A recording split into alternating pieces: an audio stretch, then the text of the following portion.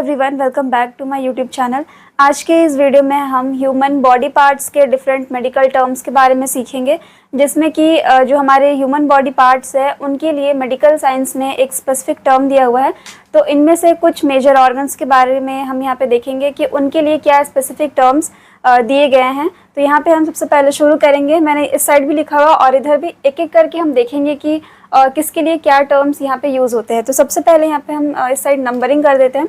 पहला हमारा क्या है, हार्ट। हार्ट के लिए हम कार्डियो वर्ड यहाँ पे यूज़ करते हैं, कार्डियो।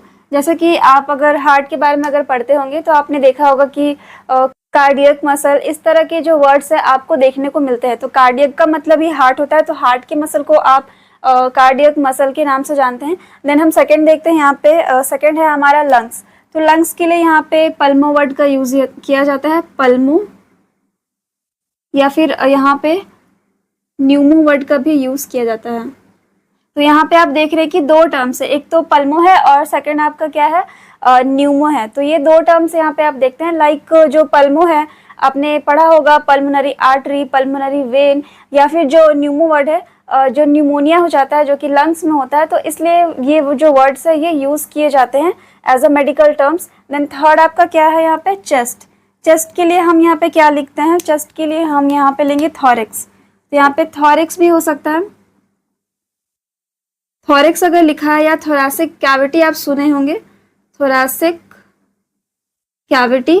तो यहाँ पे इसका एग्जाम्पल होता है थोरासिक जो कैविटी हो गया, या फिर थोरैक्स रीजन कहा जाता है। तो इसका मतलब आप क्या कहते हैं कि ये चेस्ट के लिए यूज़ किया जाता है। देन हमारा यहाँ पे फोर्थ क्या होगा, लीवर। की है लीवर, तो लीवर के लिए हम हेपाटो वर्ड का यूज़ करते हैं। ये मैं आपको बहुत बार बता चुकी हूँ। तो हेपाटोलॉजी जिसमें कि लीवर की स्टडी की जाती है, या फिर हेपाटोसाइट्स है, मतलब कि जो लीवर के सेल होते हैं उन्हें हम हेपाटोसाइट्स के नाम से जानते हैं। तो लीवर के लिए हम हेपाटो वर्ड का यूज़ करते हैं। देन है हमारा फिफ्थ वन क्या है, किडनी। तो किडनी में आप पढ़ते हैं तो रीनल, आपने सुना होगा रीनल कैलकुली, जिसमें कि क्या होता है कि आपके किडनी में जो स्टोन हो जाता है उसे रीनल कैलकुली बोला जाता है। तो ये रीनल वर्ड हम किडनी के लिए यूज़ करते हैं। देन आप सिक्स्थ यहाँ पे देखते हैं, सिक्स्थ है स्टमक। स्टमक के लिए हम वर्ड यूज़ करते हैं गैस्ट्रो। गैस्ट्रो, अगर आपको कोई दिक्कत होती है पेट में तो आप गैस्ट्रोलॉजिस्ट को दिखाते हैं।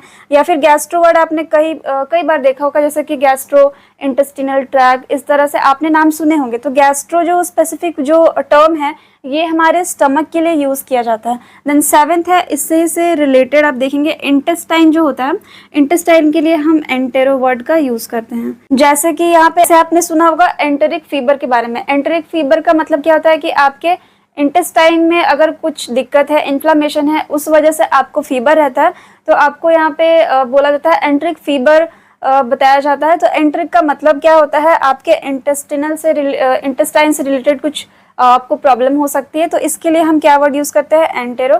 नेक्स्ट यहाँ पे हम लेते हैं माउथ के लिए। तो वहाँ पे हमारा 7 था, ये हमारा 8 है। तो 8 में हम क्या देखते हैं, माउथ।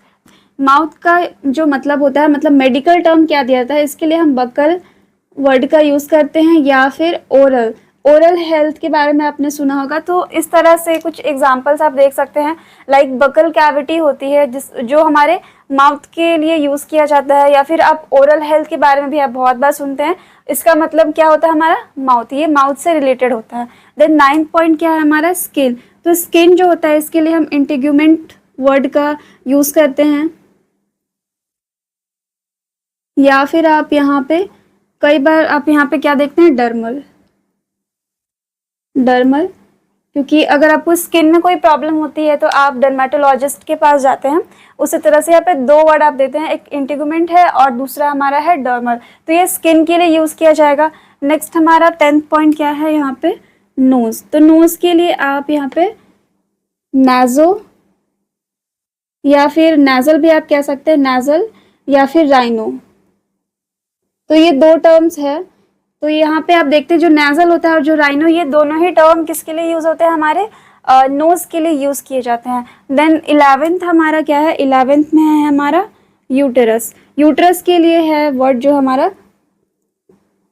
हिस्टेरो। तो ये जो वर्ड होता है ये हमारे किसके लिए यूज़ किया जाता है, यूट्रस के लिए यूज़ किया जाता है। देन हमारा 11th नंबर है ईयर्स। ईयर्स के लिए यहाँ पे यूज़ करते हैं हम ऑरिकल, तो यहाँ पे ऑरिकल जो कि रिप्रेजेंट करता है हमारे ईयर्स के लिए। ईयर्स के लिए यहाँ पे आप क्या वर्ड यूज करेंगे? ऑरिकल्स। देन नेक्स्ट है हमारा आईज, तो आईज के लिए हम जनरली ऑप्थेल्मो जो वर्ड है ये यूज करते हैं, या इसके अलावा आप ऑप्थेल्मिक भी कह सकते हैं, ऑप्थेल्मिक। तो ये जो वर्ड है आईज के लिए यहाँ पे यूज किए जाएंगे। कई बार आपने चश्मे की दुकान पे देखा होगा इस तरह के नाम लिखे होते हैं, तो इसका मतलब होता है आईज। देन हमारा यहाँ पे 14 नंबर क्या है? टेस्टिकल्स। टेस्टिकल्स जो कि हमारे जो मेल टेस्टिस होते हैं उनके लिए यहाँ पे क्या वर्ड यूज किया जाएगा? ऑर्किडो। तो ये दो वर्ड है जिसका मतलब क्या होता है? टेस्टिकल्स या टेस्टिस। तो ऑर्की या ऑर्किडो ये आपके टेस्टिकल्स के लिए यूज किया जाता है। तो यहाँ पे आपने बहुत सारे ऑर्गन्स के बारे में देखा कि उनके लिए क्या क्या मेडिकल जो टर्म है वो दिए गए हैं। तो आई होप कि ये जो टॉपिक होगा आपको समझ आया होगा। So thank you so much for watching. Thank you.